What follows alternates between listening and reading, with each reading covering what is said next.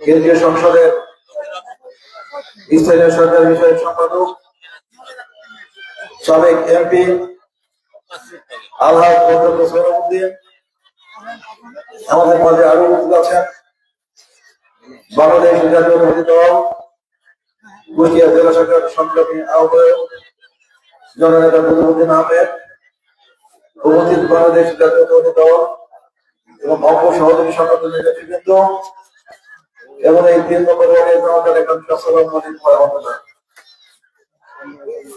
সংগ্রামী বন্ধুগণ, ত্রয়োদশ জাতীয় সংসদ নির্বাচন প্রত্যাসন্ন,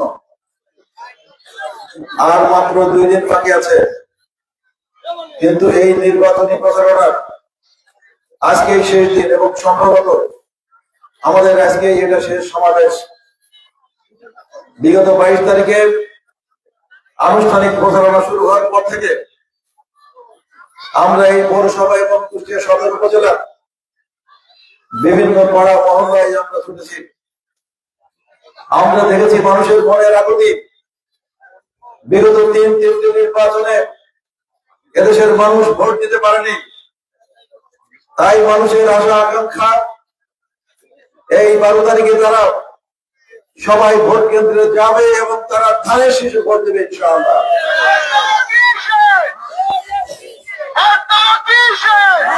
বিগত 17 বছরের আন্দোলন সংগ্রামের ফসল 5ই আগস্টের যে গণতান্ত্রিক ধারা সূচনা হয়েছে,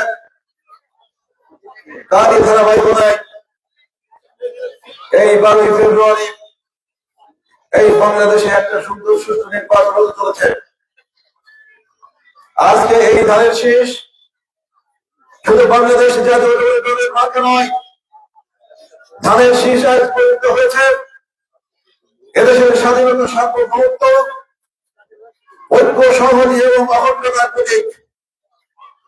আমরা দেখেছি আজকে যারা আমাদের সাথে প্রতিযোগিতা লিপ্ত হয়েছে, আজকে যারা আমার মা বোনদের কাছে, আমাদের ভাইদের কাছে ভোট চাচ্ছে, এই কুচক্রী মহল তারা কখনোই দেশপ্রেমিক ছিল না, তারা কখনোই এই বাংলাদেশকে চায়নি। 1971 সালে শহীদ রাষ্ট্রপতি জিয়াউর রহমানের আহ্বানে যখন এদেশের মুক্তিকামী মানুষ সশস্ত্র মুক্তি সংগ্রামে লিপ্ত ছিল, তখন এই হায়দার দল তারা ওই পশ্চিম পাকিস্তানকে সমর্থন করেছিল এবং তাদের কারণে লক্ষ লক্ষ শহীদ হয়েছে, তাদের কারণে লক্ষ লক্ষ ভাবনের আলোচনা বঞ্চনার শিকার হতে হয়েছে। কিন্তু তারা আজকে দেখেন বিভিন্ন সময়ে তারা আমাদের মা বোনদের কাছে যে তারা জান্নাতের নামে তারা ধোঁকা দিচ্ছে। তারা আজকে বলতে চায় একটা বিশেষ মার্কায় ভোট দিলে নাকি তারা জান্নাতে পাঠিয়ে দেবেন। সংগ্রামী বন্ধুগণ, আমরা ইতিহাস জানি 1971 সালে তারা এই মা বোনদের সাথে কি করেছিল। আজকে তারা আবার তারা প্রতারণা প্রবঞ্চনা আবার করতে চায়। যারা বলে একটা বিশেষ মার্কায় ভোট দিলে জান্নাতে যাওয়া যাবে, তারা মিথ্যাবাদী, তারা প্রবঞ্চক, তারা প্রতারক।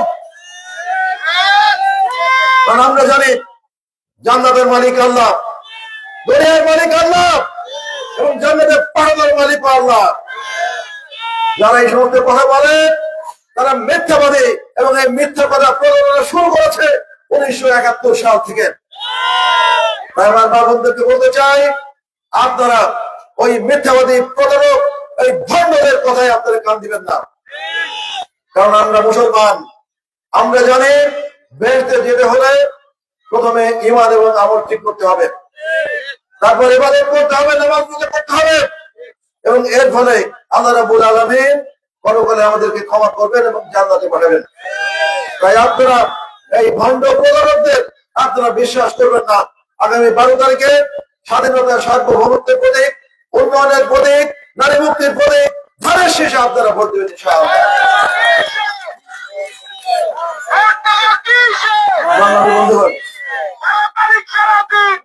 আমাদের নেতা দেশ নেতা তারেক রহমান আমাদের কারণে আমরা 10 মিনিট বিরতি দেব, 10 মিনিট পরে আবার বক্তব্য দেব ইনশাআল্লাহ।